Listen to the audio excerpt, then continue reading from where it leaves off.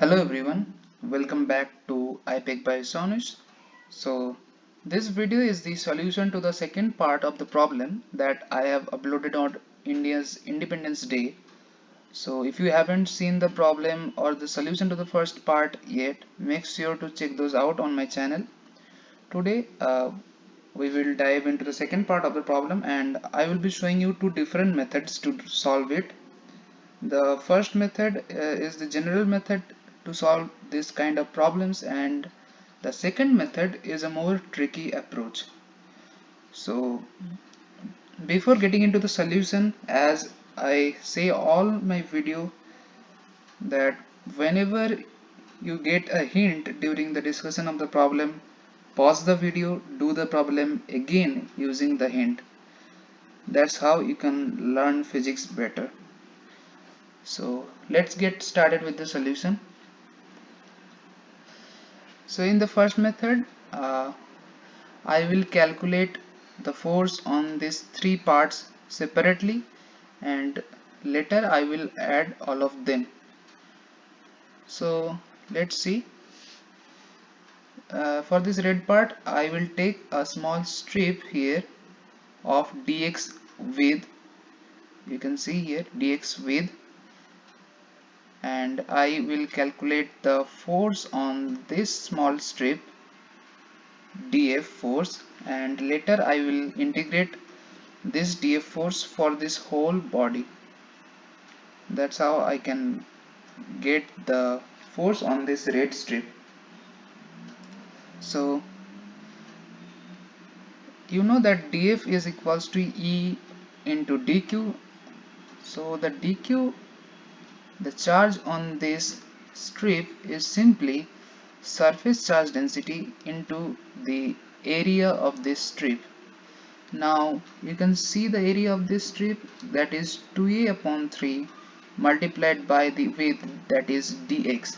So 2a upon 3 into dx into sigma 1 is the value of the charge on the strip.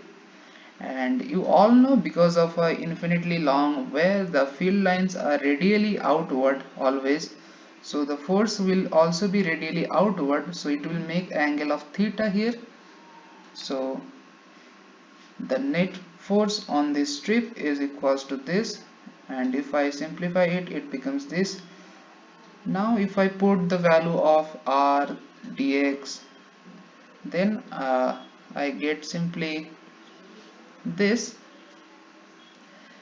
and if I integrate it, then I will get this.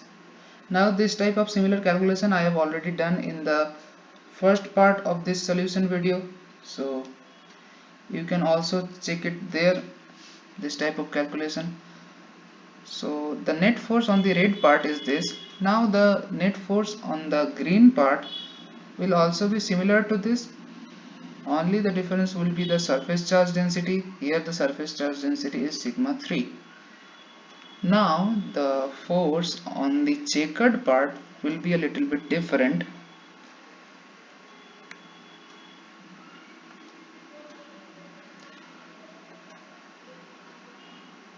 because here, you know, if I take a strip like this, then in 50% area of the strip there are holes, and in the remaining 50% there is the charge.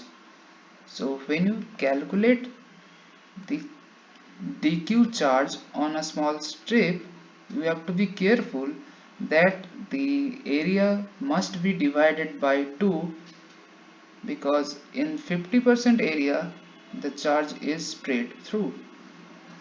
So the dq here became sigma 2 a by 3 dx.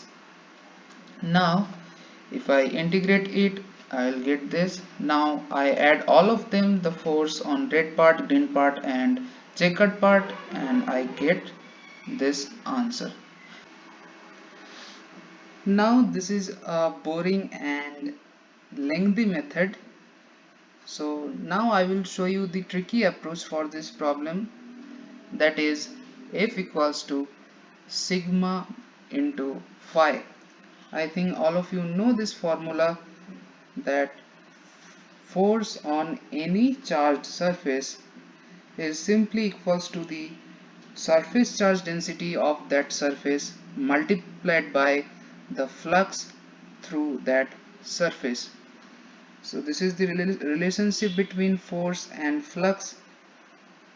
Now I will use this formula to calculate my answer. So the surface charge density of the red, green and the checkered part are already given, so I have to calculate the flux only. Now the calculation of flux is very easy, and this calculation I have already done in my previous solution video, so you can check it out from there, that it will be lambda L upon 6 epsilon naught. The flux through any rectangular area because of a infinitely long wire will be lambda L upon 6 epsilon naught. So L is the width of the rectangle. So here the width of the red part is 2a upon 3, the width of the green part is also 2a upon 3, and the width of this checkered part is a upon 3, 50% of the width. As the area got 50%, the width also got 50%, so it will be only a upon 3. So if I put these values of L, then I will get this, and if I add them all, I finally reach to my answer. So this is a very tricky approach, and this type of calculation was already asked in JEE Advanced previous year questions. So I think you have enjoyed this approach. If you are new to my channel, please subscribe to my channel, because I regularly upload problems and solution like this. Uh, don't forget to hit the like button, share this video with your friends who are interested in physics problems. Take care, see you in the next video with a new problem again. Thank you.